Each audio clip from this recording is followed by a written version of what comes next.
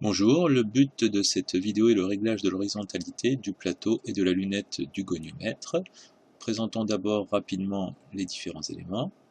Pour commencer, nous avons le collimateur avec la fente réglable, la molette pour régler le tirage et la lentille de projection.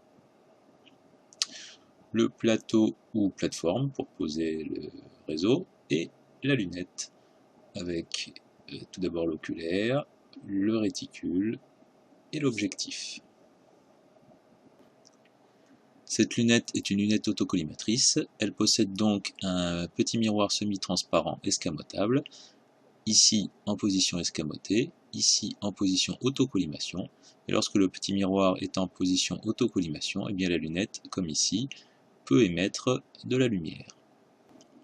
La lunette peut également tourner autour de l'axe vertical du goniomètre. Il suffit pour cela de desserrer la vis de blocage de la lunette, comme ceci. Ici, on resserre la vis de blocage, donc la lunette ne peut plus tourner. Par contre, elle peut subir une rotation précise grâce à cette autre vis, comme ceci. Contrairement au collimateur, qui est par construction supposée horizontale, eh bien la lunette peut, elle, être inclinée grâce à la vis qui est ici. En tournant cette vis, on règle l'horizontalité de la lunette.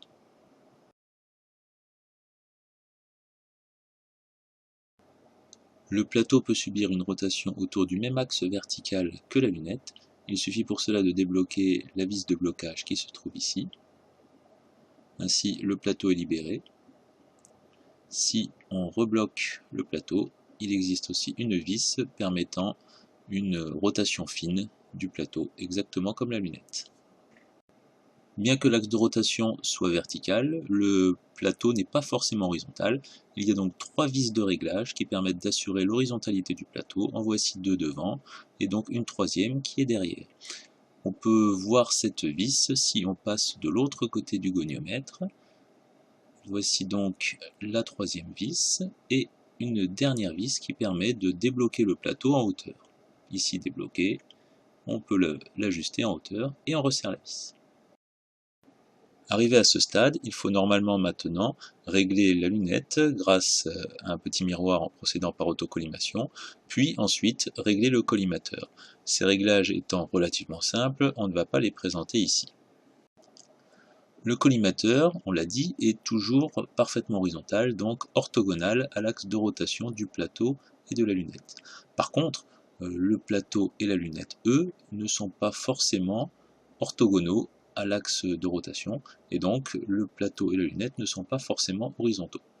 Il faut dans un premier temps réaliser cette horizontalité. Le réglage de l'horizontalité commence par un premier réglage préliminaire dans lequel on va régler les différents éléments à l'œil, pas trop précisément. Donc ici, on va commencer par agir sur les vis calantes de réglage de hauteur du plateau, comme ceci. Donc une fois que l'on a agi sur les 3 vis, on s'assure que le plateau est à peu près horizontal en le faisant tourner comme ceci et en plaçant son œil au niveau du plateau. On constate que la hauteur est pratiquement constante. On procède de même pour la lunette.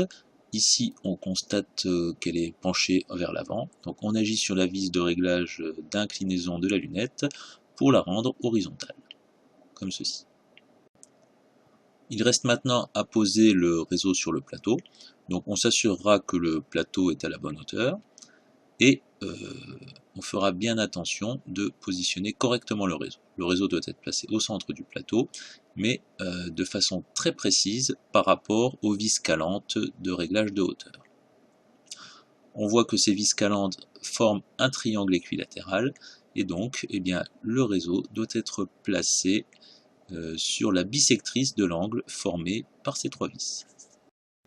On peut maintenant débuter le réglage fin de l'horizontalité.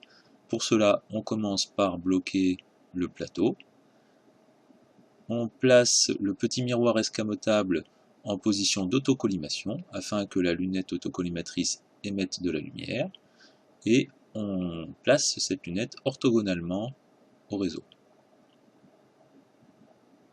Si tout s'est bien passé, on doit observer l'image du réticule réfléchi par le réseau. Le réseau n'est pas très réfléchissant, mais on observe quand même une tache lumineuse. C'est ce que l'on voit en jaune sur le schéma.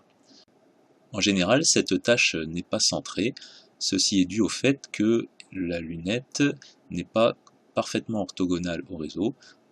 En effet, le plateau et la lunette ne sont pas parfaitement horizontaux.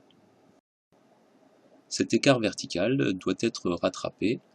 Pour cela, on commence par bloquer la lunette dans sa position et on agit ensuite sur la vis qui règle l'horizontalité de la lunette afin de rattraper la moitié et uniquement la moitié de l'écart vertical. On observe donc que la tache a légèrement remonté. La partie restante sera compensée en agissant sur la vis dite en opposition du plateau. C'est la vis qui est le plus loin de la lunette. Ces opérations s'effectuent bien évidemment en regardant à travers la lunette. On constate donc, après ces deux opérations, que l'écart vertical a été complètement compensé. Arrivé à ce stade, on est sûr d'une seule chose, c'est que la lunette est orthogonale au réseau. Par contre, rien ne prouve que la lunette est horizontale, ni que le réseau est vertical. Pour s'en assurer, eh bien, on va faire subir une rotation au plateau, une rotation de 180 degrés. On bloque ensuite le plateau pour pas qu'il ne bouge lors des réglages. Et on recommence les deux opérations précédentes, à savoir que l'on va placer la lunette autocollimatrice orthogonale au réseau. Pour cela, on la débloque et on essaye de la placer orthogonalement.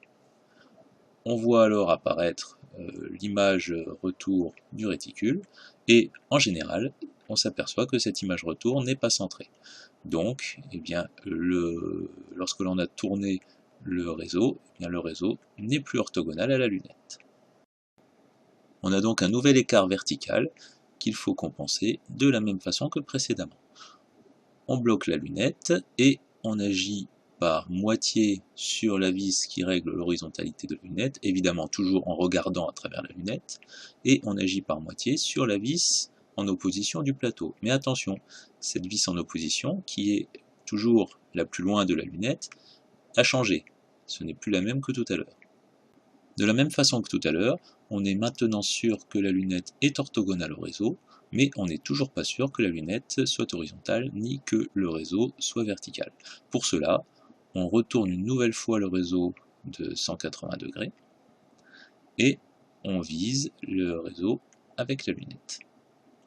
On se place orthogonalement au réseau, et on constate que, eh bien, on voit toujours l'image retour du réticule, qu'elle est décalée verticalement, mais nettement moins que la première fois. Ce plus petit écart vertical doit être compensé. Pour cela, on va agir par moitié sur la vis d'inclinaison de la lunette et par moitié sur la vis en opposition du plateau, vis qui est la vis située le plus loin de la lunette. À chaque fois qu'on effectue une rotation du plateau à 180 degrés, la lunette éclaire une face différente du réseau. Après quelques rotations, l'image du réticule sera centrée dans la lunette, et ce, quelle que soit la face éclairée. Cela signifie donc que, quelle que soit la face éclairée, la lunette est orthogonale au réseau. La lunette est donc maintenant horizontale et le réseau vertical, ce qui fait que le réglage est presque terminé. Quand on procède au réglage, on s'aperçoit que les deux vis en opposition sont toujours les mêmes et qu'il y a une vis sur laquelle on n'a pas agi. Cette vis sera réglée lorsque l'on va observer le spectre donné par le réseau. En effet, on s'aperçoit en balayant les spectres de part et d'autre, à gauche et à droite du réseau, dans les ordres négatifs et les ordres positifs, mais on s'aperçoit que les spectres ne sont pas forcément de hauteur constante. Et donc pour que la hauteur du spectre reste la même, eh bien, il faut agir sur cette vis, en regardant à travers la lunette évidemment, et on agit de telle façon à ce que les spectres observés sur la gauche et sur la droite soient à la même hauteur. Et dans ce cas, alors le réglage est terminé. Bon, ben, il n'y a plus qu'à.